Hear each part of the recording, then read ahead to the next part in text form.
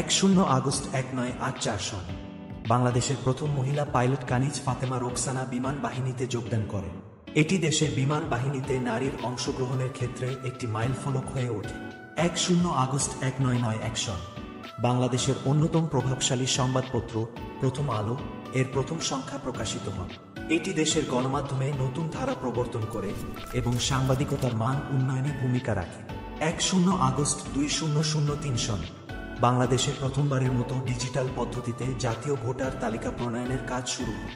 এই পদক্ষেপটি নির্বাচনী প্রক্রিয়ার স্বচ্ছতা এবং আধুনিকায়নে গুরুত্বপূর্ণ ভূমিকা পালন করে।